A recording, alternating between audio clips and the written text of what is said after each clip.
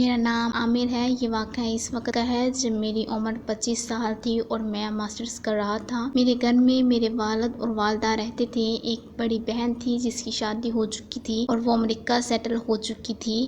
میری امی نے ایک ماسی رکھی جو اچھی خاصی عمر کی تھی، مگر وہ اپنے ساتھ ایک اپنی نواسی کو لاتی تھی جس کی عمر تو 15 سال تھی، مگر اس کا جسم کسی 18 سال کی لڑکی کی طرح تھا۔ اس ماسی کی بیٹی فوت ہو چکی تھی، جس کے بعد اس نواسی کی پرورش کی ذمہ داری اس پر آ پڑی تھی۔ خیر کچھ مہینوں میں وہ ماسی اور اس کی نواسی ہمارے گھر میں ایڈجسٹ ہو گئے اور ہم نے ان دونوں پر اور ان دونوں نے ہم پر بھروسہ کرنا شروع کر دیا۔ میں ویسے تو خاصا شریف لڑکا تھا، مگر ایسا بھوکا کہ جو بھی مل جائے چھوڑتا نہیں تھا۔ میرے گھر اور دوستوں میں کسی کو میری ان حرکتوں کا علم نہ تھا۔ میرے والد ایک بزنس مین تھے اور ان کا بزنس پورے پاکستان میں پھیلا ہوا تھا، جس کی وجہ سے وہ اکثر کسی نہ کسی شہر میں جاتے رہتے تھے۔ میری امی کا گھر بھی دوسرے شہر میں تھا۔ ایک بار ایسا ہوا کہ ابا کو اپنے بزنس کے لیے دوسرے شہر جانا تھا۔ اس شہر میں امی کا میکہ بھی تھا۔ ابا امی کو بھی ساتھ لے گئے تاکہ وہ اپنے والدین اور بھائیوں سے ملاقات کر لیں۔ امی ابو کا یہ دورہ تقریباً ایک ہفتے کا تھا۔ مجھ سے بھی پوچھا گیا، مگر اگلے دن میرا یونیورسٹی میں ٹیسٹ تھا تو میں نے کہا آپ لوگ جائیں، میں آپ لوگوں کے پیچھے آ جاتا ہوں۔ میری بات سن کر امی اور ابا راضی ہو گئے۔ امی ابا تو اس دن روانہ ہو گئے اور میں گھر میں اکیلا رہ گیا۔ ابھی صبح کا وقت تھا۔ میں ناشتہ کر کے اپنے ٹیسٹ کی تیاری ہی کر رہا تھا کہ ماسی اور اس کی نواسی کام کرنے آ گئے۔ میں نے ماسی سے کہا امی اور ابا گئے ہیں دوسرے شہر، تم کو پتہ ہے جو کام کرنا ہے وہ سب کر لو، کوئی بتائے گا نہیں تمہیں۔ اس نے کہا آپ بے فکر رہو عامر بیٹا، میں سب کر لوں گی۔ یہ کہہ کر وہ دونوں سب سے پہلے کچن میں برتن دھونے میں مصروف ہو گئیں۔ ذرا دیر بعد ماسی کی نواسی جس کا نام زرینہ تھا وہ کام چھوڑ کر بیٹھ گئی۔ میں تھوڑی دیر دیکھتا رہا، پھر ماسی سے پوچھا زرینہ کو کیا ہوا ماسی؟ اس کو بخار ہے صبح سے، ماسی نے جواب دیا۔ تو تم اس کو کام پر نہ لاتی، نہ یہ اور بیمار ہو جائے گی۔ میں نے ہمدردی سے جواب دیا، جس کو سن کر زرینہ نے شکر آمیز نظروں سے میری جانب دیکھا۔ میں اکیلے کیسے اتنا سارا کام کرتی؟ ابھی اور بھی تو گھروں میں جا کر کام کرنا ہے۔ ماسی نے جواب دیا تم نے اس کو دوائی دلائی؟ میں نے ماسی سے سوال کیا۔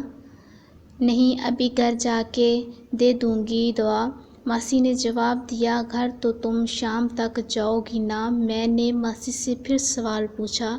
جی شام تک ہی جانا ہوگا، ماسی نے جواب دیا۔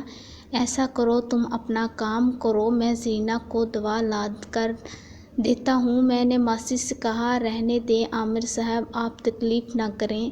ماسی نے منع کرنے کے انداز میں کہا تکلیف کیسی؟ تم لوگ اتنی خدمت کرتی ہو، ہماری سارے گھر کا کام کرتی ہو، یہ تو تمہارا حق بنتا ہے۔ بس تم اپنا کام کرو، میں ابھی اس کو دوا لا کر دیتا ہوں۔ یہ کہہ کر میں نے زرینہ کو کہا چلو ایسا نہ ہو کلینک بند ہو جائے۔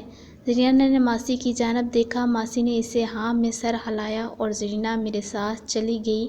کار میں بیٹھ کر میں نے زرینہ کی گردن پر اپنا ہاتھ لگایا اور کہا تم کو تو کافی تیز بخار ہے، تم کو آرام کرنا چاہیے تھا۔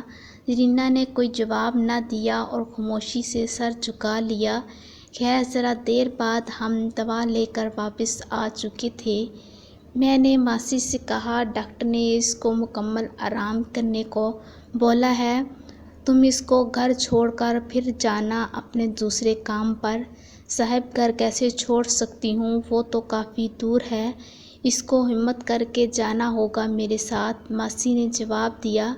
ڈاکٹر نے کہا ہے اگر آرام نہ کیا تو دوا اثر نہیں کرے گی، طبیعت اور خراب ہوگی، بہتر یہی ہے کہ اسے آرام کرنے دو، میں نے جواب دیا۔ ماسی سوچ میں پڑ گئی، پھر بولی صاحب میں اس کو گھر تو نہیں چھوڑ سکتی، دوسرے کام پر دیر ہو جائے گی، اگر آپ کو برا نہ لگے تو میں اس کو شام تک آپ کے گھر چھوڑ دوں، میں باجی سے بات کر لوں گی، ماسی نے درخواست کی۔ ایک دم میرے دماغ میں منصوبہ بننے لگا۔ میں نے تھوڑا سوچا پھر کہا باجی سے بات کرنے کی ضرورت نہیں، ویسے بھی وہ 1 ہفتے بعد آئیں گی، تم اس کو چھوڑ دو، مگر شام میں ضرور واپس لے جانا۔ ہو سکتا ہے میں گھر سے باہر جاؤں تو یہ اکیلی کیسے رہے گی گھر میں؟ میں نے خوشی کو دبلاتے ہوئے کہا۔ صاحب آپ فکر نہ کریں، میں شام میں آ کر اس کو لے جاؤں گی، ماسی نے بھی خوش ہو کر کہا۔ ذرا دیر بعد ماسی اپنا کام ختم کر کے چلی گئی۔ میں اور میرے گھر والے زرینہ کو ایک چھوٹی بچی کی طرح ہی ٹریٹ کرتے تھے، وہ ذہنی طور پر اتنی بالغ بھی نہیں تھی۔ خیر ماسی کے جانے کے بعد میں ذہن میں منصوبہ بنانے لگا کہ کسی طرح جلدی اپنی خواہش پوری کروں، مگر مجھے ڈر بھی تھا کہ یہ شور مچا دے گی یا بعد میں کسی کو بتا دے گی۔ تم نے صبح سے کچھ کھایا ہے؟ میں نے زرینہ سے سوال کیا۔ جی تھوڑا سا کھایا تھا، زرینہ نے جواب دیا۔ تم یہاں نہ بیٹھو، یا تو صوفے پر لیٹ جاؤ یا پھر اندر جا کر بیڈ پر لیٹو، ایسے بیٹھی رہو گی تو آرام نہیں ملے گا، میں نے زرینہ کو کہا۔ جی اچھا، یہ کہتے ہوئے وہ اٹھی اور اٹھنے میں لڑکھڑانے لگی تو میں نے بھاگ کر اس کو پکڑا اور سہارا دیا۔ سہارا دیتے وقت میں نے اس کو بازو سے پکڑا۔